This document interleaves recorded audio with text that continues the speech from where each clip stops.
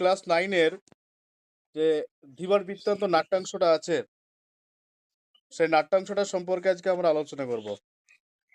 ধীবর বৃত্তান্ত নাট্যাংশটি কার লেখা? কালিদাসের লেখা। আমরা এবার ধীবর বৃত্তান্ত নাট্যাংশটির উৎস সম্পর্কে জানব। ধীবর বৃত্তান্ত নাট্যাংশটি কালিদাসের অভিজ্ঞান শকুন্তলম থেকে নেওয়া।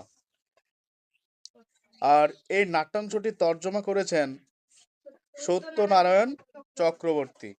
এই নাটকটা শুরু করার আগে তোমাদের কিন্তু পূর্ব যে প্রেক্ষাপট, সেই প্রেক্ষাপটটা দেওয়া আছে, এটা একবার দেখো, তাহলে ভালো বুঝতে পারবে। মহর্ষি কর্ণের তপবনে তার অনুপস্থিতিতে শকুন্তলাকে বিয়ে করে রাজা দুষ্মন্ত রাজধানীতে ফিরে গেছেন। কি দেখলাম আমরা? মহর্ষি কর্ণের তপবনে, মহর্ষি কর্ণ একজন ঋষি, তার তপবনে তার অনুপস্থিতিতে, মানে তিনি যখন ছিলেন না সেই সময়টাই শকুন্তলাকে বিয়ে করে রাজা দুষ্মন্ত কে, যে হস্তিনাপুরের রাজা, রাজা দুষ্মন্ত রাজধানীতে ফিরে গেছেন। কিন্তু দীর্ঘ সময় পরেও শকুন্তলা খোঁজ নিতে কোনো দূত তপবনে এলো না। অনেক সময় পার হয়ে যায়, তবুও শকুন্তলার খোঁজ সন্ধান নিতে কোনো দূত, দূত বলতে যারা সংবাদ প্রেরণ করতো, মানে সংবাদ কি বলতো, সংগ্রহ করা বা প্রেরণ করা, হ্যাঁ, তো এটাকে দূত বলা হতো। তো শকুন্তলা খোঁজ খবর নিতে আসে না, যে রাজা দুষ্মন্তের কোনো দূত। স্বামীর চিন্তায় যখন শকুন্তলা অন্যমনা, তখন তপবনে এলেন ঋষি দুর্বাসা।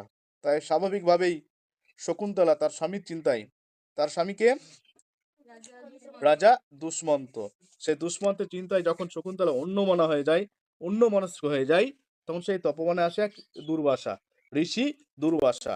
এ একজন ঋষি। কার তপবনে আসে? মহর্ষি কর্ণের তপবনে আসে। শকুন্তলা তার টের না পাওয়ায় ঋষি অপমানিত বোধ করলেন এবং অভিশাপ দিলেন।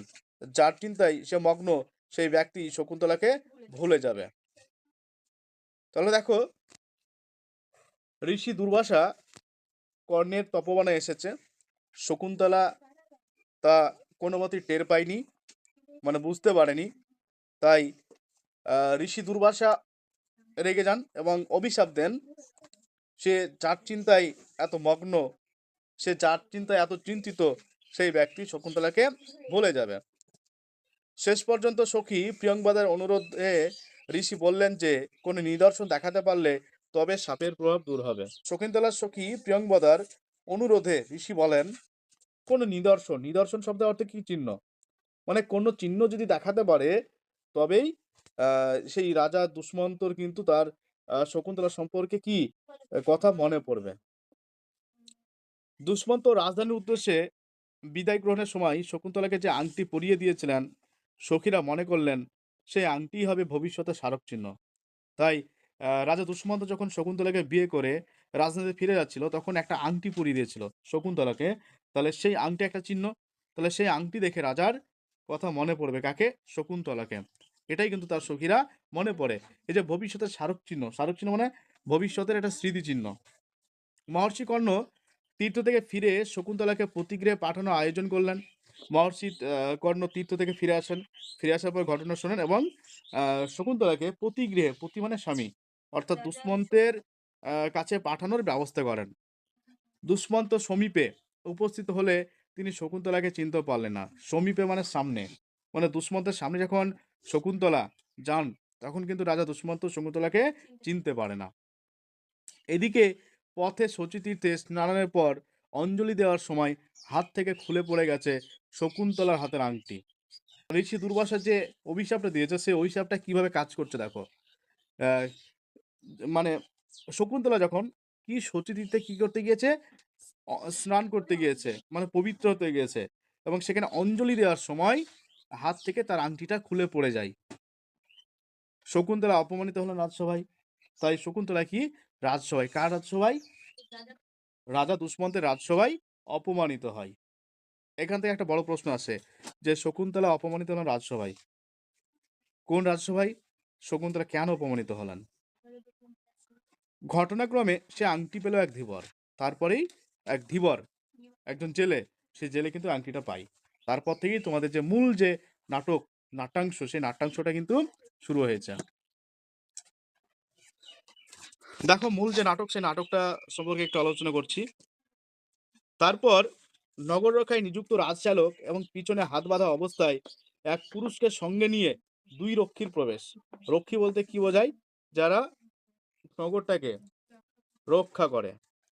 দুই রক্ষী তাড়না করে, ওরে বেটা চোর, বল মণিখচিত রাজার নাম খোদাই করা এই আংটি তুই কোথায় পেলি? মানে ধীবর সে আংটি পেয়েছে, আংটিটা বিক্রি করতে গিয়েছে। তো এমন সময় দুই রক্ষীরা সে আংটি রেখে নিয়েছে এবং তাকে চোর অপবাদ দিচ্ছে। সেই কারণে বলছে, ওরে বেটা চোর, বল মণিখচিত রাজার নাম খোদাই করা আংটি তুই কোথায় পেলি? পুরুষ, পুরুষটা হচ্ছে ধীবর। ভয় পাওয়ার অভিনয় করে, আপনারা শান্ত হন, আমি এরকম কাজ করিনি। অর্থাৎ এই যে চুরি, যে ধীবর যে চুরি করেনি সেই কথাই সে বলতে চাইছে। প্রথম রক্ষী, তবে কি তোকে সৎ ব্রাহ্মণ বিবেচনা করে রাজা এটা দান করেছেন? দেখো ধীবর একজন জেলে, তাই না? তো তারা কিন্তু ব্রাহ্মণ জাতি হতে পারে না। হতে পারে কি? তাই সে যেন ব্যঙ্গের সুরে, প্রথম রক্ষী যেন ব্যঙ্গ করে বলছে, তুই কি সৎ ব্রাহ্মণ, তুই কি ব্রাহ্মণ জাতি, তাই তোকে এই আংটিটা রাজা দান করেছে। তখনকার দিনে ব্রাহ্মণদের কি বলতো, যে রাজারা অনেক কিছু দান করতো, যে জমি দান করতো, অনেক কিছু দান করতো। পুরুষ, আপনারা অনুগ্রহ করে শুনুন। অনুগ্রহ বলতে কি? দয়া করে। আপনারা দয়া করে শুনুন, আমি একজন জেলে, সক্রাবতরে থাকি। তাহলে এই যে পুরুষের পরিচয়টা কি? সে একজন জেলে। কোথায় থাকে? সক্রাবতার। সক্রাবতার হচ্ছে তার একটা বাসস্থান, তার থাকার জায়গা।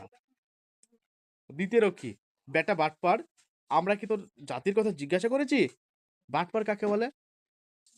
যে চুরির উপর যে চুরি করে, যে জালিয়াতি করে, তাকে বলেছে বাটপার।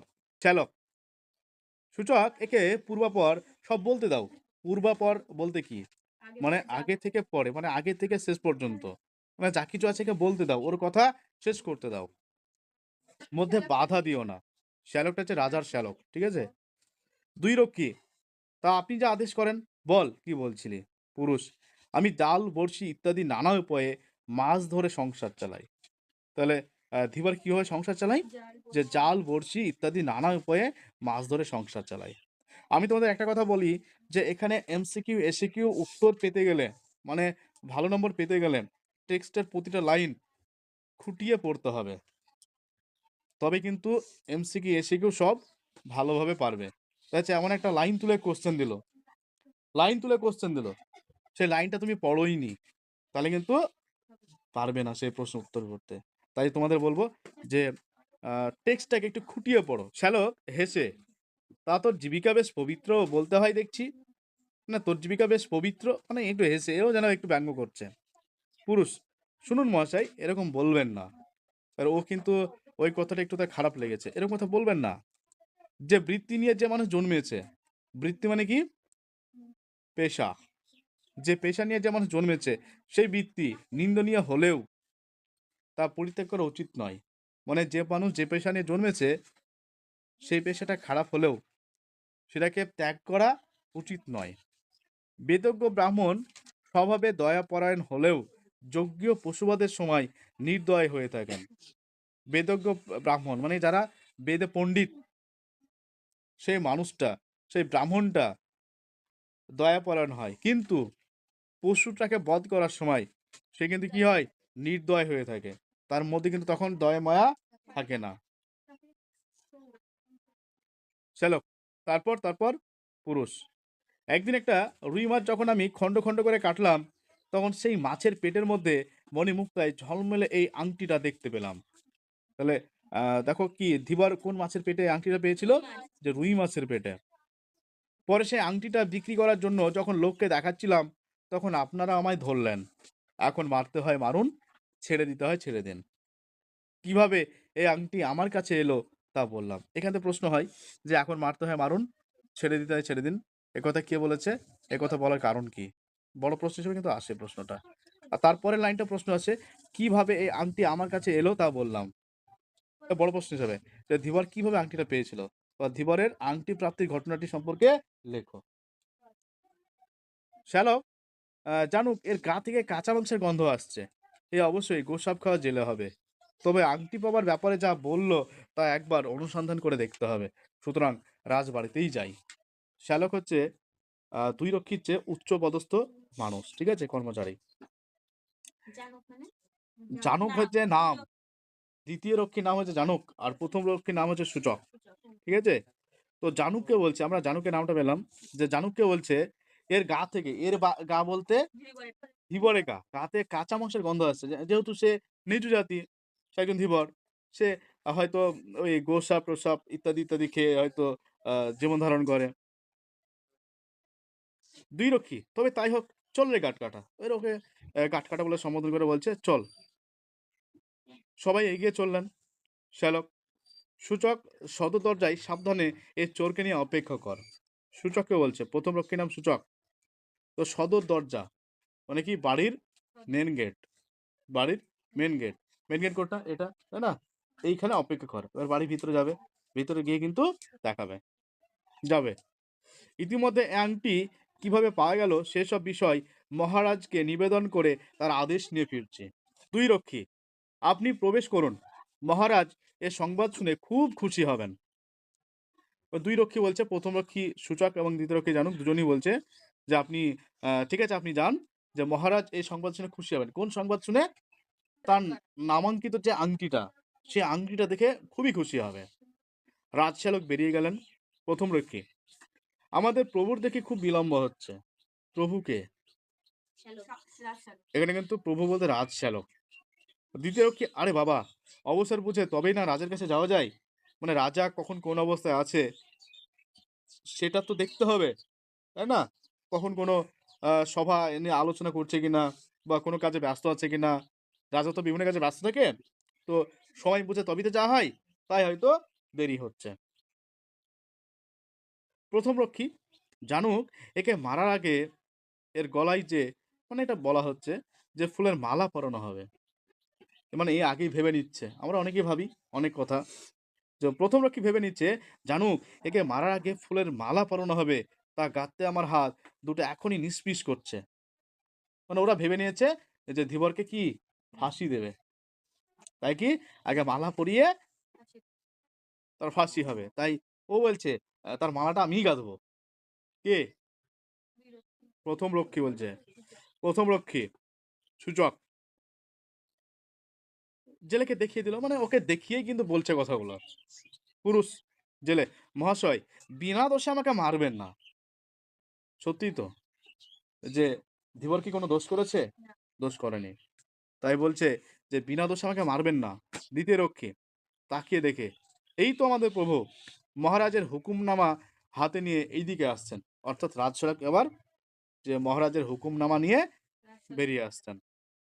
হয় তোকে শকুনি দিয়ে খাওয়ানো হবে, না হয় কুকুর দিয়ে খাওয়ানো হবে। এ আবার ধীবরকে নিয়ে কি মন্তব্য করছে দ্বিতীয় রক্ষী, যে শকুনি দিয়ে খাওয়ানো হবে, না হলে কুকুর দিয়ে খাওয়ানো হবে। তখনকার দিনে এগুলো একটা রীতি ছিল, একটা নিয়ম ছিল, যে শাস্তি দেওয়ার। রাজসেবক প্রবেশ করে। শ্যালক, সূচক এই জেলেকে ছেড়ে দাও। শ্যালক বলছে, সূচক এই জেলেকে ছেড়ে দাও। এখানে একটা প্রশ্ন আছে, যে রাজসেবক জেলেকে ছেড়ে দিতে কাকে নির্দেশ করেছিলেন? যে সূচককে। আংটি পাওয়ার ব্যাপারে এ যা বলেছে তা সব সত্যি বলে প্রমাণিত হয়েছে। মানে আংটি পাওয়ার ব্যাপারে যা বলেছে ধীবর, যত কিছু বলেছে সবকিছুই সত্য। সূচক, তা প্রভু যা আদেশ করেন। ঠিক আছে, আপনি যা আদেশ করেন তাই হবে। দ্বিতীয় রক্ষী, এই জেলে জমের বাড়ি গিয়ে আবার ফিরে এলো। জমের বাড়ি মানে গিয়ে মৃত্যু বাড়ি, মৃত্যু। কেন?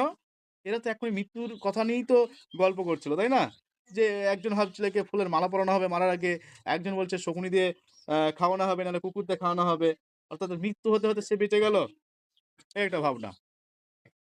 জেলের হাতের বাঁধন খুলে দিল, এটা একটা কোশ্চেন হয়, যে আহ ধীবরের বাঁধন কে খুলে দিয়েছিল? জানুক। দ্বিতীয় রক্ষী জানুক খুলে দিয়েছিল। তাহলে নির্দেশ দিল কাকে? সূচককে। আর হাতের বাঁধনটা খুলে দিচ্ছে কে? জানুক। পুরুষ শ্যালককে প্রমাণ করে, প্রভু আজ আমার সংসার চলবে কিভাবে? এবার ওর তো একটা সময় তো গেল, তাই না? সময় তো নষ্ট হলো। তাহলে ধীবর দেখো এখানে তার পরিবার সম্পর্কে কতটা দায়িত্ববান।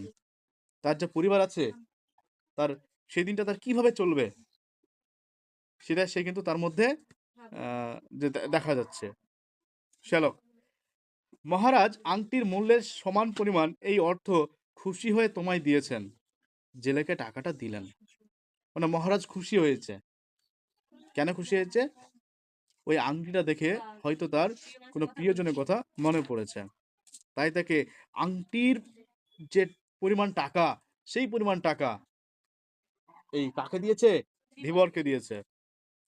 পুরুষ পুরুষ প্রণাম করে গ্রহণ করে, প্রভু অনুগৃহীত হলাম।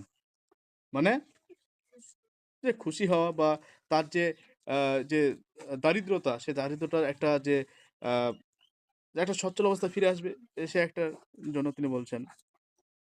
সূচক: এ কি যাতা অনুগ্রহ? এ কি যাতা মানে মানে এই দাক্ষিণা দেওয়া? এ কি একেবারেই মানে মানে কি বলতো, যে ভীষণ যে দয়া, সে দয়াটাকে এখানে বলা হচ্ছে। এই যে শুল থেকে নামিয়ে একেবারে হাতির পিঠে চড়িয়ে দেওয়া হলো। তো একটা সময় শুল মানে ফাঁসি, যাকে ফাঁসি দিব এরকম ভাবছিলাম, আর তাকে হাতির পিঠে, মানে বিরাট ব্যাপার। জানো হুজুর, যে পরিমাণ পারিতোষিক দেখছি, পারিতোষিক বলতে অর্থ, তাতেই বোঝা যাচ্ছে আংটিটা রাজার খুব প্রিয় ছিল। মানে আংটি দেখে বোঝা যাচ্ছে কি যে আংটিটা রাজার খুব প্রিয় ছিল। শ্যালক: দামি রত্ন বসানো বলেই আংটিটা রাজার কাছে মূল্যবান মনে হয়েছে, এমনটা আমার মনে হয় না। মানে দামি রত্ন বলেই যে আংটিটা মূল্যবান, তা কিন্তু শ্যালকের মনে হয়নি। সেই আংটি দেখে মহারাজের কোনো প্রিয়জনের কথা মনে হয়েছে, মনে পড়েছে। তাহলে সেই আংটি দেখে মহারাজের কোনো প্রিয়জনের কথা, হয়তো শকুন্তলার কথাই মনে পড়েছে। স্বভাবত গম্ভীর প্রকৃতির হলেও মুহূর্তের জন্য রাজা বিহল ভাবে চেয়ে রইলেন। রাজার স্বভাব গম্ভীর প্রকৃতির, কিন্তু সেই আংটিটা দেখে রাজা যেন বিহল ভাবে, মানে এক দৃষ্টিতে যেন তাকিয়েছিলেন, যেন তিনি যেন কোনো কিছু চিন্তা করছিলেন। সূচক: তাহলে আপনি মহারাজের একটা সেবা করলেন বলতে হয়। সূচক বলছে কাকে? রাজশ্যালককে। তাহলে আপনি একটা মহারাজের সেবা করলেন কেন? এই যে আংটিটা রাজার কাছে ফিরিয়ে দিলেন। জানুক, তার চেয়ে বল এই জেলের সেবা করলেন। কেন বলছে? এই যে জেলেকে আংটির সমপরিমাণ টাকা দিয়েছে, সেই টাকাতে কি জেলের অনেক উপকার হয়েছে, তাই না? তাই বলছে তার চেয়ে বল এই জেলের সেবা করলেন। জেলেকে হিংসায় ভরা দৃষ্টিতে দেখলেন। পুরুষ মানে ওই জেলেটা ধীবর: মহাশয়, এই পারিতোষিকের অর্ধেক আপনাদের ফুলের দাম হিসাবে দিচ্ছি। মানে এই যে অর্থটা দিয়েছে, সেটার অর্ধেকটা কি ফুলের দাম হিসাবে দিচ্ছে। জানুক, এটা তুমি ঠিকই বলেছ। শ্যালক: শোনো ধীবর, এখন থেকে তুমি আমার একজন বিশিষ্ট প্রিয় বন্ধু হলে। আর এরপর থেকেই ধীবর এবং শ্যালক বন্ধুত্ব হয়ে গেল, এবং দুজনের মধ্যে একটা সম্পর্ক। এখান থেকে একটা বড় প্রশ্ন হয় যে কে কার সঙ্গে বন্ধু হয়েছিল, কিভাবে বন্ধু হয়েছিল। এখানেই শেষ।